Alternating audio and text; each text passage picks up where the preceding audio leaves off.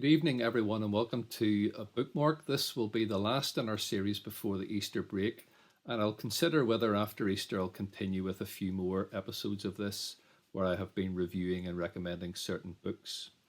If you want to give me some of your comments on any particulars or the series in general, then do please email me, and hopefully Mark, who edits these little videos, will put my email address on the screen just about now and also at the end, and you'll have a chance to send some comments on the book or books that I have been reviewing over the last 10 or so weeks and whether it's worth continuing.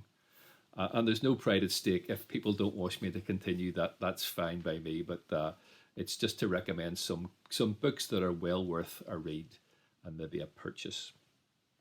So tonight, as we come to the end of this part of the series, or maybe the series as a whole, the book that I am recommending tonight is a book called The Peregrine, which also incorporates two other books by the same author. The Peregrine is the main book, but also The Hill of Summer and Diaries.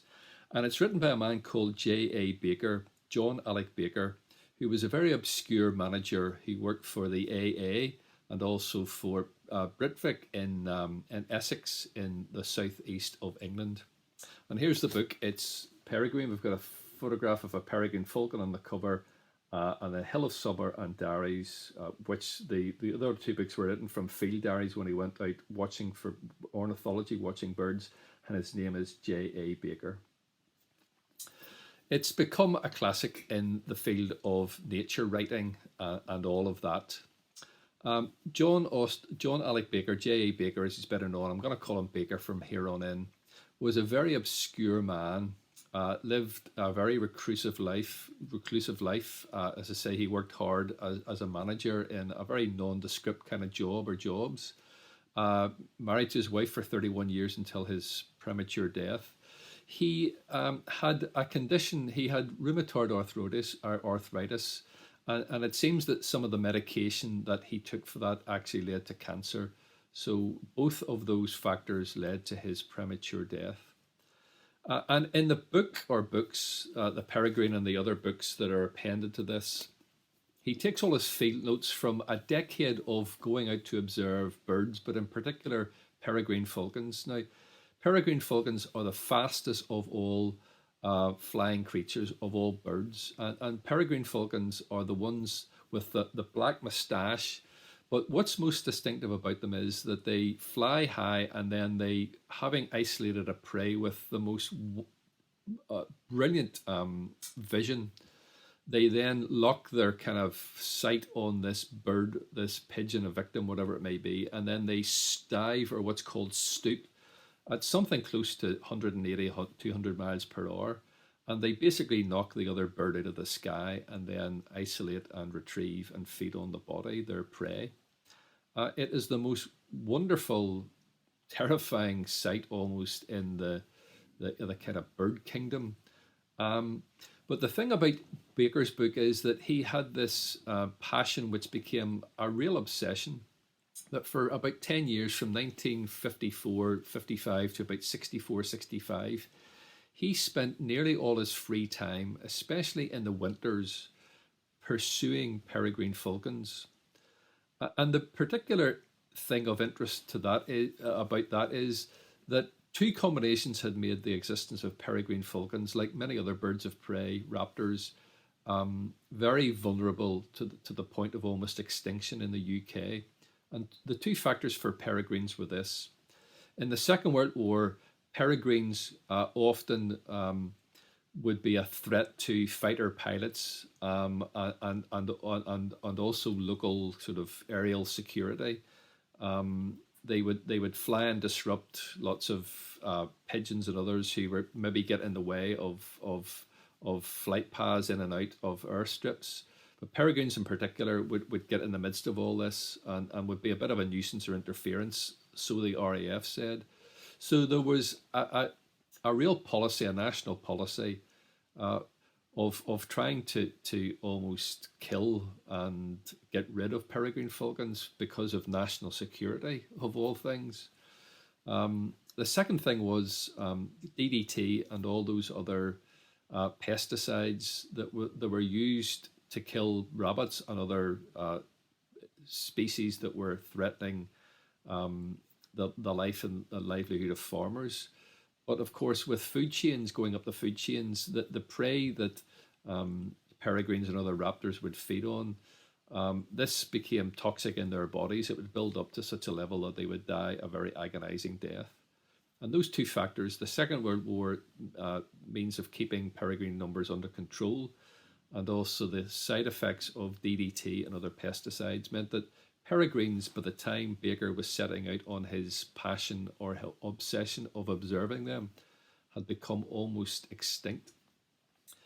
To the point whereby there were only 3 main areas in the UK where peregrines could be sighted, and fortunately for him, Southeast England in Essex was one of those sites. He was ahead of the curve in many ways. He was someone who, whilst ironically worked for the AA, the Automobile Association, didn't own or drive a car. In fact, he never learnt to drive. He went everywhere on foot or on bicycle. So in many ways, he's ahead of the curve and now realising that fossil fuel and our dependence on the petroleum and engines and all that sort of means of travelling has been such a threat over the last quite a few decades. So he was ahead of the curve in being sort of an ecologist who was thinking of the environment. And yet there's not a great deal of sort of soft sentiment about the environment. When Baker describes what a peregrine does and all the other aspects of nature read in tooth and claw, there's a realist focused on what he sees. So this isn't watching Walt Disney's Bambi and all those soft sentimental feelings. This is the rawness and the viciousness of the animal kingdom and the bird kingdom, every bit as much as the beauty that takes your breath away. What is it that's so good about this book? Given the fact that for 10 years he went out in the winter and they only came here to winter for those 10 years. What was it that was so and is so brilliant about this book? Well, it's his obsession with following peregrines and the meticulous way in which he describes what he sees, describing peregrines, but also describing the whole ecology, the whole natural superstructure in which peregrines and other species are embedded. And he says in one famous line that the hardest thing in life is to see what is right in front of you. Most times we just scan things and move on and we don't pay it too much attention. But Baker was almost like an ascetic pilgrim or monk in that he focused and meditatively described exactly what he saw in the most stark and the most stunning details. And perhaps the most remarkable and beautiful thing about this is the language that he uses. And he's very inventive. He's almost like a poet. He turns nouns into verbs and verbs into nouns. He bends language and uses really strange vocal and literary techniques to render the scenery of what he sees and experiences. And I dare not quote from the book because I would probably spoil the experience by being a sort of bad go-between. So if you do get a chance, pick up a copy of The Peregrine by J.A.Baker and read it for yourself. He really is a minimalist kind of poet, and his way of describing and depicting the scenes of nature and the life and the whole manner in which peregrines go about isolating their prey is just stunning. And I'll use just a few adjectives like that to say that really is a wonderful book. It's probably one of the great 2 or 3 nature classics, certainly set in the UK. So that's the book that I'm recommending, The Peregrine by J.A.Baker. I don't want to say too much more about it because there are some things that you kind of spoil by quoting from them or quoting badly from them and summarizing. So it really is a unique read and well worth getting the chance to read. And the other book that is one of those great classics is a book by Nan Shepard, who was a woman who lived up in Aberdeenshire near the Cairngorms. And The Living Mountain is her description of what it means to live in and around mountains. And It's recommended by, both these books are recommended by an author called Robert Mcfarlane, who I'm going to describe in just a moment. But The Peregrine by J.A.Baker and The Living Mountain by Nan Shepard give very beautiful and contrasting sort of descriptions of the UK, its landscape, and its wildlife. And the writer who recommends both of those books, and whom I would recommend to anyone who wants to pursue beautiful writing, and especially when it comes to ecology and nature writing, is this man. His name is Robert Mcfarland. He's written several books. This one is called The Old Ways. It's a top 10 bestseller, and it's a journey on foot through various landscapes and terrains around the UK and Ireland. And it's one of several books that he has written in the last probably 20 years. Mountains of the Mind is the first one that he wrote, but he's written probably about 6 or 8 bestsellers now. He's a professor and a lecturer in Cambridge University, and he is just a wonderful writer when it comes to describing human and natural interactions, that kind of nature-nurture interface, and describing how nature in its diversity and its beauty, but also how it's under threat, ought to be a particular passion and project for the human species now, which, because of what we've done, and this is to revisit a theme from several weeks ago, what we have done to the life systems around us, the ecosystems and the such like. We now have such threats as climate change and all those volatilities. So those are the books I recommend for tonight. First and foremost, J.A.Baker, The Peregrine. Secondly, Nan Shepard, The Living Mountain. And last but not least, The Old Ways by Robert Mcfarlane. And if you get the hold of any Robert Mcfarlane book, each and every one of them is well worth reading.